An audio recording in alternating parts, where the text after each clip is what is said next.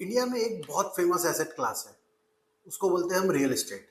अब real estate दो type के होते हैं, एक रेसिडेंशियल और एक कमर्शियल। जिसके पास थोड़ा पैसा ज़्यादा होता है दे ऑलवेज प्रेफर कि मैं कमर्शियल रियल एस्टेट बाय कर लूँ।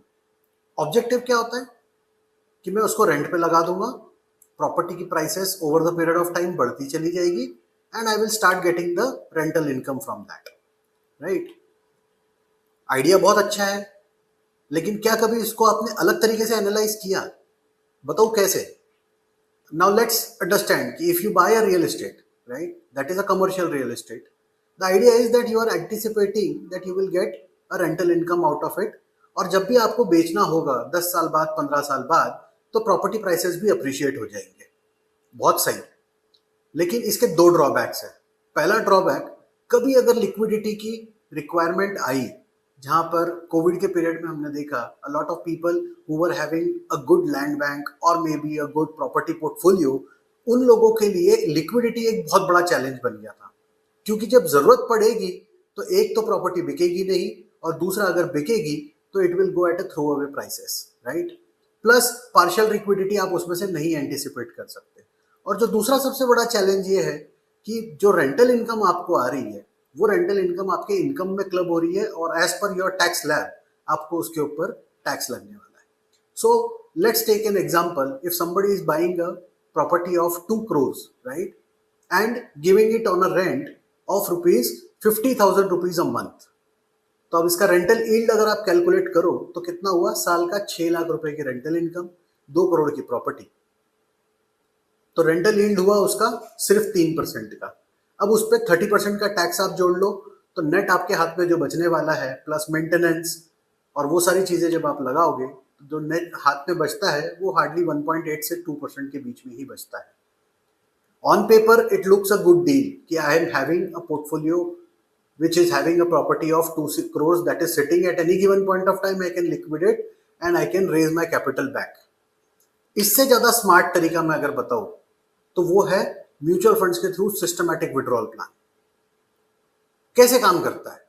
एक पर्टिकुलर म्यूचुअल फंड स्कीम जिसमें आप इन्वेस्टमेंट्स कर सकते हो।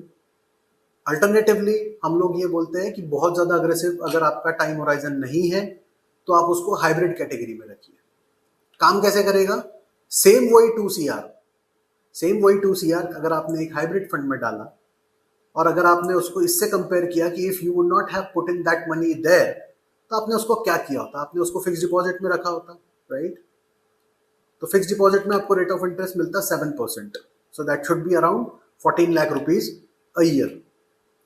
अब 14 लाख में आपका टैक्स काट लो तो नेट आपके हाथ में बचता है 10 से 10.5 लाख रुपया। सिमिलरली सेम उतना ही अमाउंट अगर आप एक म्यूचुअल फंड स्कीम में डालते हैं, और जितना आपका बैंक का एफडी का रेट है उतने का आप सिस्टमैटिक विड्रॉल लगा लेते हैं, जिसको हम बोलते हैं SWP। So in this particular case your interest income from the same amount would have been 14 lakhs, just like जो आपके एक एफडी में हो रहा था। लेकिन इसका जो सबसे बड़ा एडवांटेज है वो ये है कि एक, आपका टैक्स बचेगा। वो कैसे? क्योंकि हर महीने जो भी आप अमाउंट विड्रॉल करोगे वो पूरा गेन में से नहीं निकलेगा। ऑन पेपर जो कैलकुलेशन रन होता है वो ऐसे रन होता है जिसमें दिखेगा 75 to 80% आपका प्रिंसिपल निकल रहा है और 20% ही गेन निकल रहा है। So even in 14 lakhs का withdrawal that has happened into a particular year, you will find that at the end of the year 10 lakhs has come out from your principal, और सिर्फ 4 लाख रुपए ही आपका गेन में से आया है। कैपिटल गेन रूल्स ये बोलते हैं कि जो गेन वाला पार्ट है उसके ऊपर ही टैक्स लगेगा। सो नेट टैक्स की लायबिलिटी अगर आप देखोगे तो वो हार्डली आपकी 3 से 5% की आएगी।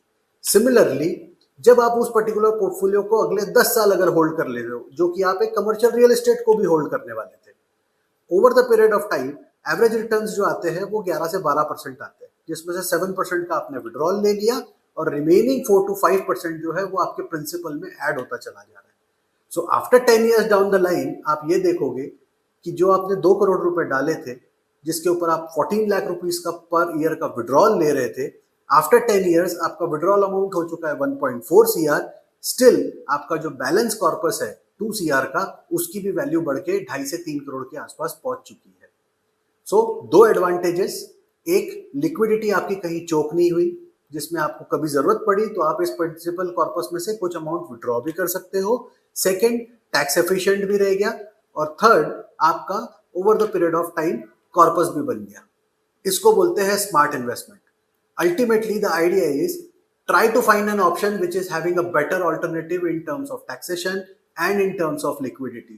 Commercial real estate absolutely is no doubt is a very good option, but just to keep on building a commercial real estate portfolio, anticipating कि आपको उसमें से regular income आती रहे, it is time to diversify because taxes and resale, that makes a lot of difference when it comes to overall returns from that investment.